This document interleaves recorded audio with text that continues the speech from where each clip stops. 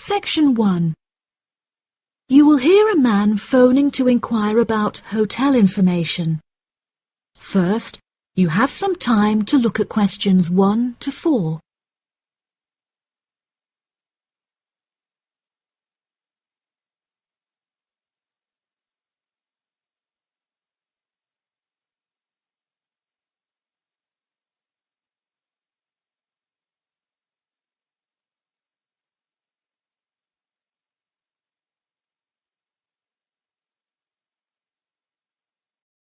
Now we shall begin.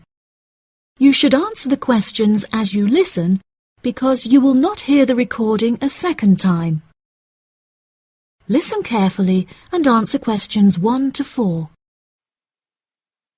Good afternoon. You're through to reception at the Island Hotel in Crete. How may I help you today? Yes, hello there. I'm hoping to book a double room for my wife and myself for about 2 weeks, from the 25th of April of this year. Firstly, could you tell me whether it's particularly hot during this time? Yes, of course, sir. During late April and early May, the daytime temperature shouldn't exceed 19 degrees Celsius. But the weather has been rather erratic and difficult to predict in recent years, so I am unable to say for certain. Okay, that sounds good. My wife doesn't like going outside when it's very hot. I haven't booked flights yet, but I must say that I'm unfamiliar with Crete and its transport system. Does the hotel provide an airport shuttle service? Yes, sir.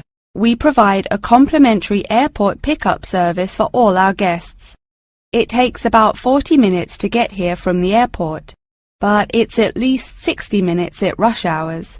And you will be provided with a fully air-conditioned shuttle bus. Okay, excellent. In that case, do you have any rooms available for the dates I gave you? I shall have a look on the system now for you, sir. Bear with me just a moment. Yes, sir. I can see now that we have several rooms available. Would you prefer a garden view or a sea view?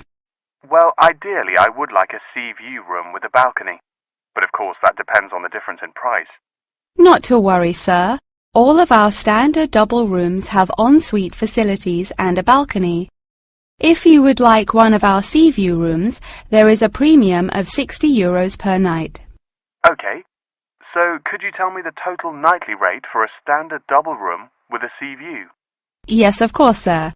For the spring months, our rate is €216 per night. For 14 nights altogether, this will come to €3,024. Perfect. I also read on your website that the hotel has gym and spa facilities. Are there any other facilities on offer? Yes, we have a large outdoor infinity pool overlooking the ocean, with luxury sunbeds and a poolside bar.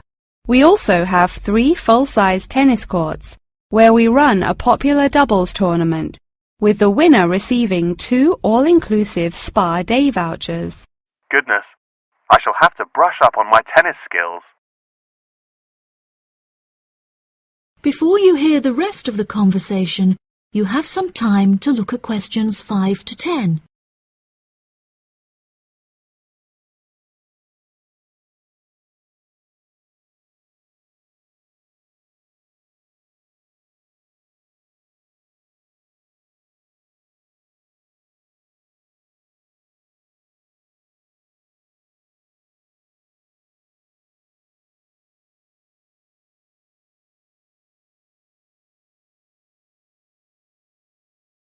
Now listen and answer questions 5 to 10.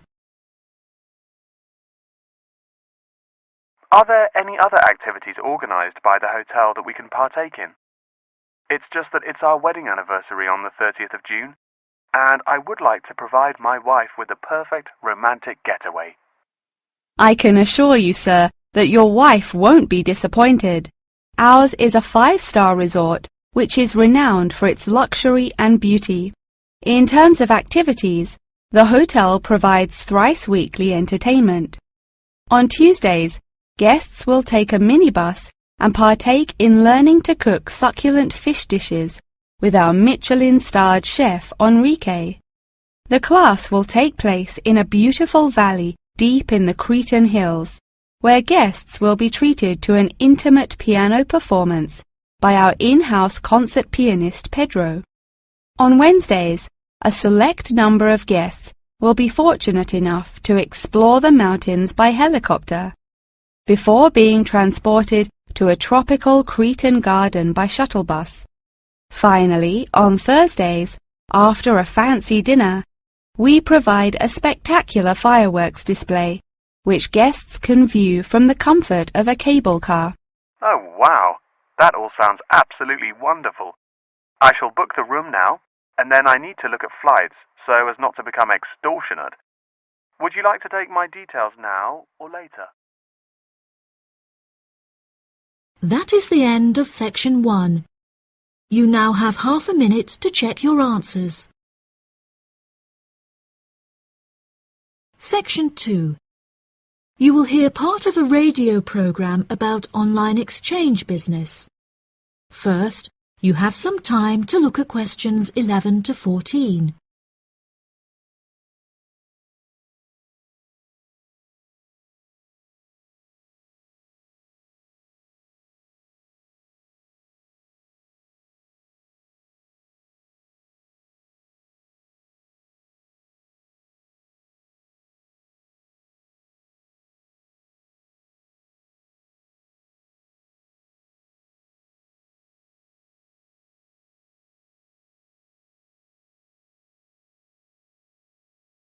Now listen carefully and answer questions 11 to 14.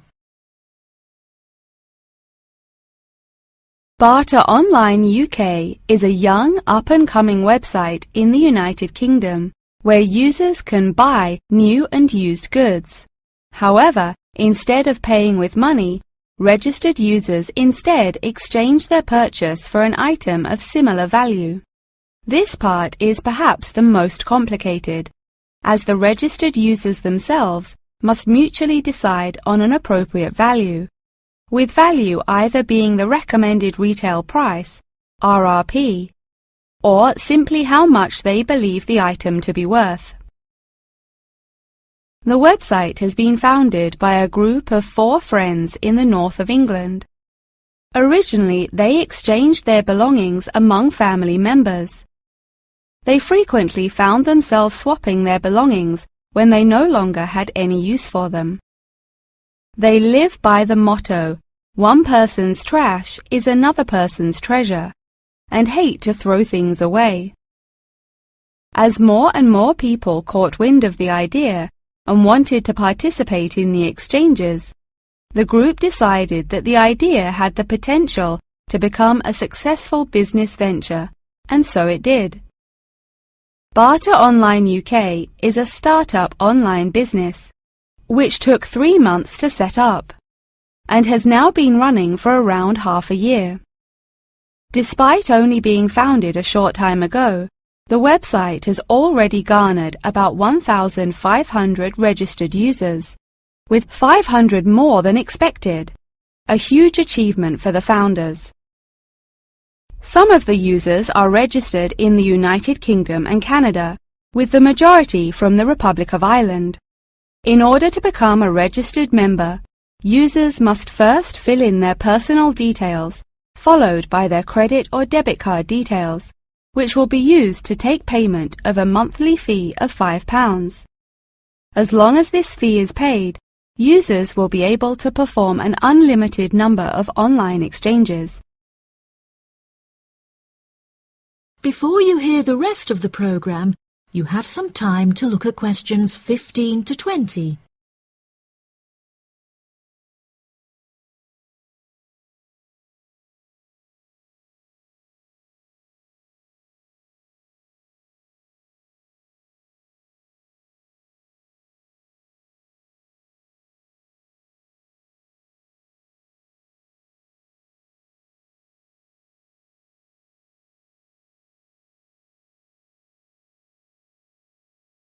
Now listen and answer questions 15 to 20. A multitude of items are sold on the website, such as textbooks, soft toys and tools. However, books for children and computer games are by far selected most. The exchange process itself is not as complicated as it might seem. Users can enter their preferences for what they would like to receive, and also explicitly state what they would like to give away, and the website will automatically pair up suitable users. If, however, a user doesn't want to give anything away, but would simply like to buy something, Barter Online UK does support a secure online payment system, where users can perform a normal monetary transaction. Despite this, the founding group strongly discourages the use of the online payment system, clearly stating that this goes against the intended ethos of the company.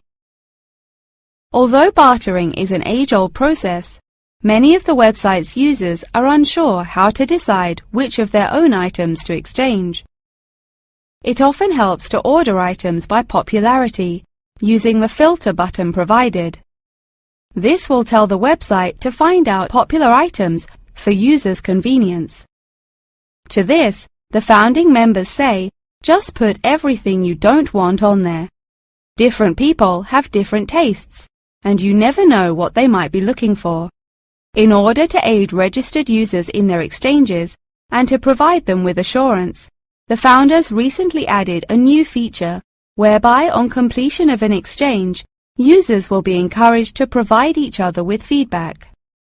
This feedback will include criteria such as the quality of the item as compared with how it was advertised, the ease of communication with the seller, the speed at which the item was delivered, and so on.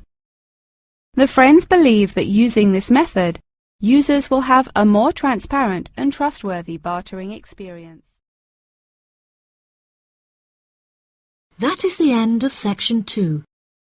You now have half a minute to check your answers.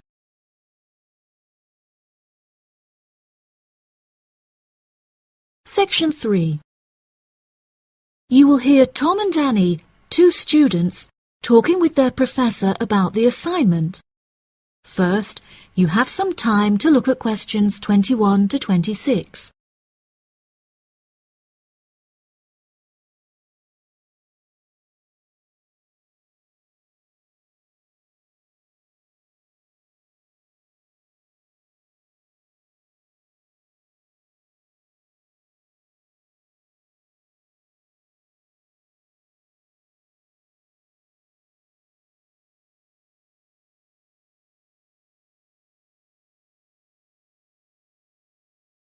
Now listen carefully and answer questions 21 to 26.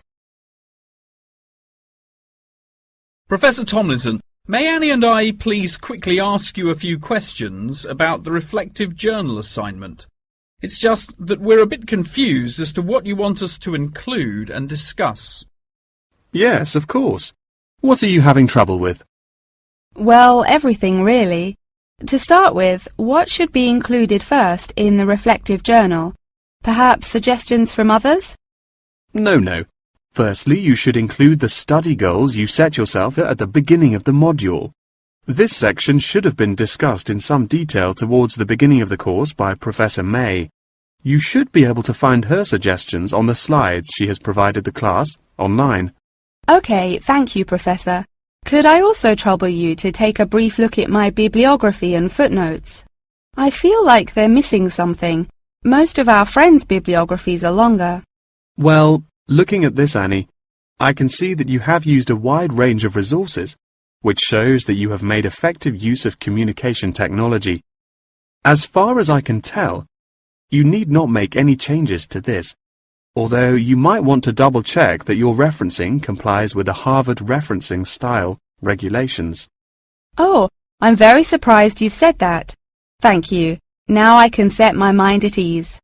Tom, you said you wanted to ask the professor about the achievements section. Ah, yes, Professor. In the assignment guidelines, we're asked to introduce and elaborate on our biggest achievement in the past, saying which skills we learned in the process and how these skills can be transferred to various different future careers. The only problem is that I don't know what my greatest achievement actually is. I've only ever worked as a waiter in a hotel restaurant during the summer holidays from university. If you worked as a waiter in a hotel restaurant, you're bound to have worked with other waiters as part of a team. Would you say that during your time as a waiter, you developed any leadership skills? Yes, well, I suppose I was asked to become the team leader of the food and beverage department, but that's hardly an achievement. You might not think so, but if you write that you were offered the position of the team leader, it shows a lot more about your character. For example, that you're charismatic and work well in a high-pressure situation. I never would have thought to write that down. Thank you. I guess I should start listening to others more often. Annie, do you have any more questions, or are you ready to go back to the library? Yeah, I think I've got everything I need. Thank you very much, Professor Tomlinson. That was really helpful. I'm actually starting to look forward to writing this now, and it should be a really useful exercise to prepare us for writing CVs and applying for jobs. It's shocking how bad I am at identifying my strengths and weaknesses. Professor Tomlinson has shown me that I definitely need to start displaying some self-awareness. Yeah, Tom, you really do. You're always so modest. Modesty is great until it comes to applying for jobs. Before you hear the rest of the conversation, you have some time to look at questions 27 to 30.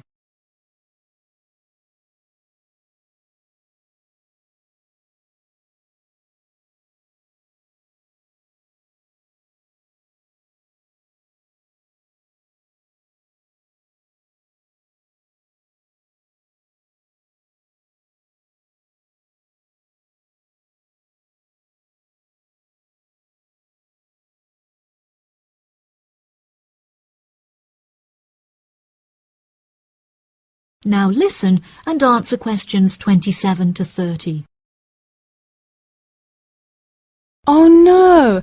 I forgot to ask the professor about the section on identifying the skills gained through different activities. Do you remember?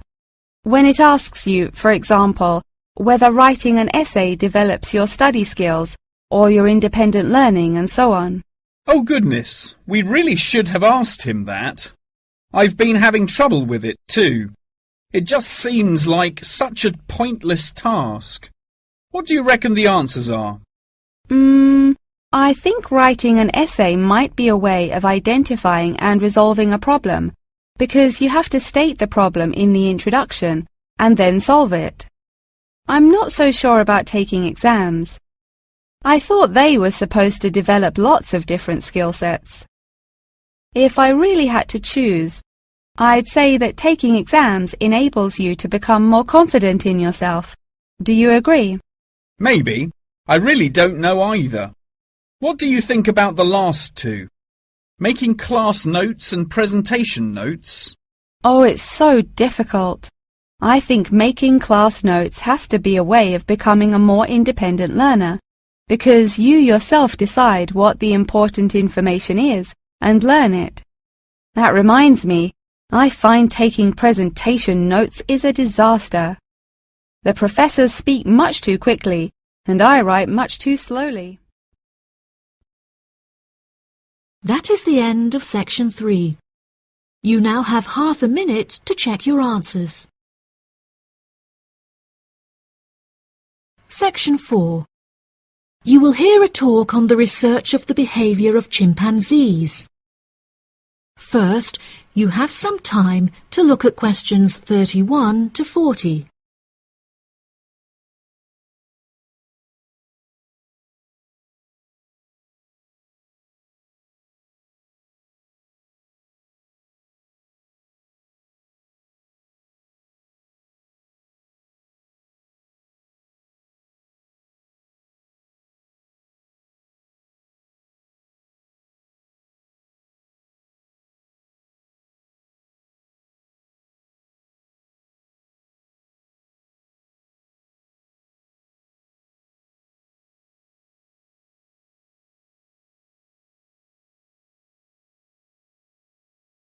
Now listen carefully and answer questions 31 to 40. Welcome back to my series of short lectures on apes. Today we will examine recent and historical breakthroughs on the behavior of chimpanzees, otherwise known as chimps. The word chimpanzee is an umbrella term for two different species of apes in the genus Pan, which are the common chimpanzee or Pan troglodytes found in West and Central Africa, and the bonobo or Pan paniscus, which are found in the forests of the Democratic Republic of the Congo. Chimpanzees belong to the Hominidae family, together with gorillas, orangutans, and indeed humans. Current research tells us that the chimps broke away from the human branch of the Hominidae family approximately 6 million years ago, and remain the closest living relative to humans to this day.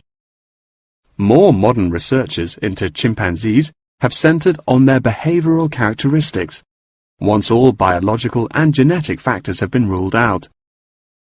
In this way, scientists have unearthed an unfathomable amount of similarities between human and chimpanzee behavior. Although much of this research has taken place through observation of captive chimps, the results are widely seen as an authoritative reflection of chimps living in the wild. Chimps live in large so-called communities comprised of many male and female members, with the social hierarchy determined by an individual chimp's position and influence. Through such research, scientists have found that chimps learn and adapt through observation of others' behavior. Once in power, the alpha male is often seen to alter its body language in order to retain power. For example, he might puff himself up in order to intimidate others, while lower-ranking chimps are noted to behave more submissively and holding out their hands while grunting. Female chimpanzees also have a distinct social hierarchy, with high social standing inherited by children. It is not unheard of for dominant females within a community to unite and overthrow the alpha male, backing another in his place. James Diamond, in his book The Third Chimpanzee, suggests that chimps should now be reclassified in the genus Homo instead of Pan, and there are many arguments still in favor of this. Male common chimpanzees are, on average, 1.7 meters in height, weighing 70 kilograms, with their female counterparts being somewhat smaller. By comparison, the bonobo is slightly shorter and lighter, but with longer arms and legs. However, both species walk on all fours and climb trees with great ease. Jane Goodall made a groundbreaking discovery in 1960 when she observed the use of tools among chimpanzees, including digging for termites with large sticks. A recent study claimed to reveal that common chimpanzees in Senegal have been using spears sharpened with their teeth to hunt. However, these reports remain unsubstantiated. Researchers have witnessed such tools, namely rocks, being used by chimps to open coconut shells, and indeed crushing nuts with stone hammers. As scientific technology has developed, so too has our knowledge of the sheer extent of the chimp's intelligence. Research has now shown that chimps have the capability to learn and use symbols, and understand aspects of the human language, including syntax, as well as numerical sequences. As I mentioned earlier, the umbrella term chimpanzee is comprised of the common chimpanzee and the bonobo. These two subspecies are divided along the Congo River, with the common chimps living on one side and the bonobos living on the opposite side of the river. Over the past few decades, both of these subspecies have witnessed an alarming decrease in population density, with animal activists now working harder than ever to protect those remaining and encourage procreation.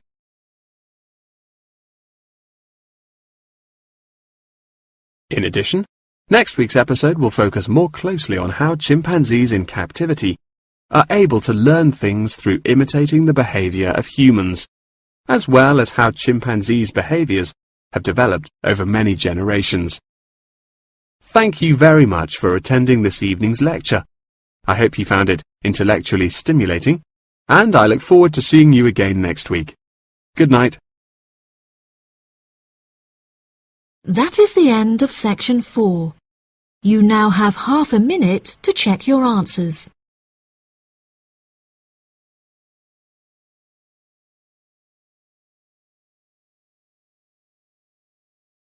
That is the end of the listening test.